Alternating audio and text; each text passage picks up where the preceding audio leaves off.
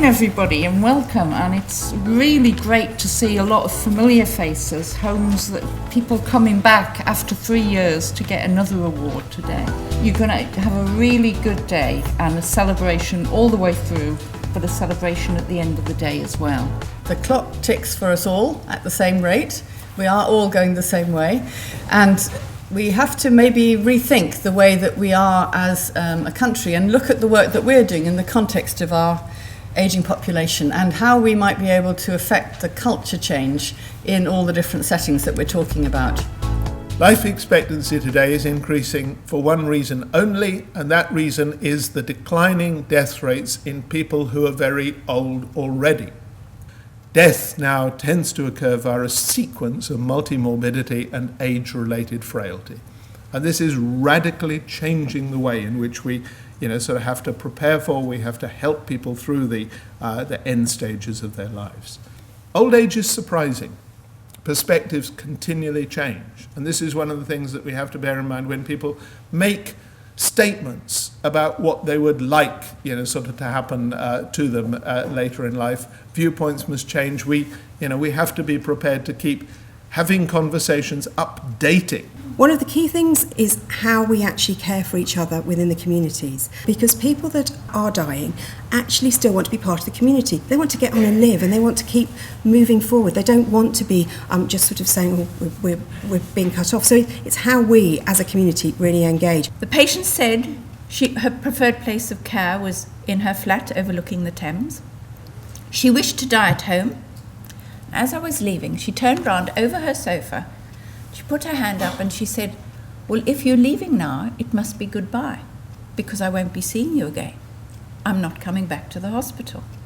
And I have to tell you, it really upset me. I've never been discharged by a patient before. But at another level, it pleased me enormously. At last, the patients were getting what they wanted, not what we thought was good for them. Well, GSF is a very important tool that I do believe if people are doing the things that are in GSF, they will find that they come out very well on CQC inspections. I'm not saying that GSF is the only approach, we would never say that, but it is an approach that could really help people get to being good and then outstanding. I think when you start to live and breathe the GSF and wake up at 3 o'clock in the morning thinking about it, you do really take on board lots of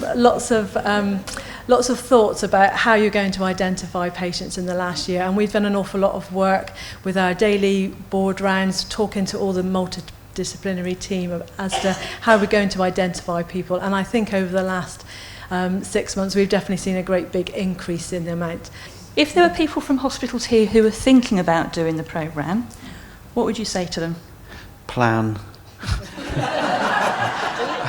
Definitely do it, but you've got to be tenacious, it is hard work, and the outcomes you will benefit from. It's about making sure that you can empower those people, because they are people, they're not patients, they're people, and it's making sure we empower them to take some control as well as what we do. It's made end-of-life care very prominent on our ward, and the passion to get it right, and I know that we'll keep going forward and looking for new ideas and ways in which we can improve the services that we provide and the patient experience. This is all about supporting patients and their families as end-of-life approaches, and we are seeing a difference.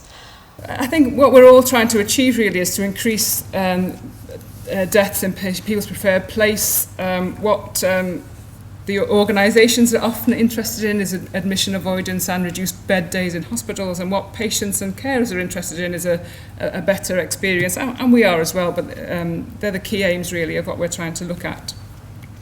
And also they often said that they were tired of telling their story to lots of different people at different points, and if people could have access to their medical records and their choices they'd made already, that would be great for them.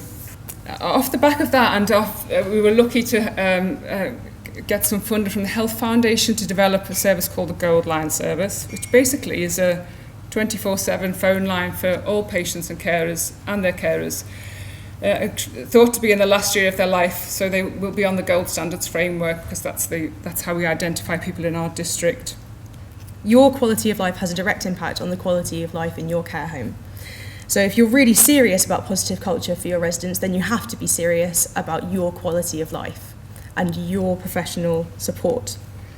So part of that is recognising that you can't do it alone, and that's a bit about having these open conversations across your care home community. It's partly about talking to other care homes. So we do a lot of work on and there's a gap between you're sharing that knowledge, but they have to experience it and actually see the benefit for their patient, and then you have that buy-in. And we had support from a consultant. We spoke to consultants, which I think they kind of quite respected. What we wanted to show was that doctors, we can change healthcare professionals, not just a particular facet of the way that they communicate, but actually fundamentally change their understanding of themselves, the way that they come across, and these are skills that are maintained. I think one of the things we forget is actually, particularly in care homes and at the end of people's lives, it is very often non-registered staff who provide the bulk of the support and care to people who are dying and to their families.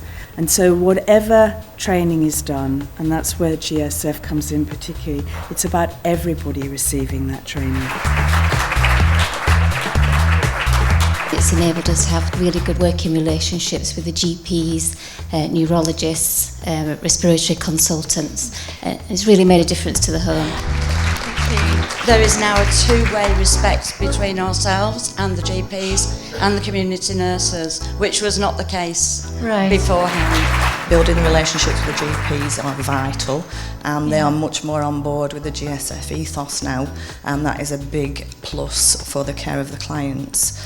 The staff developing all this paperwork and ideas improved the quality of care that we could deliver to the clients. Therefore, they got the best possible care at the best time for them.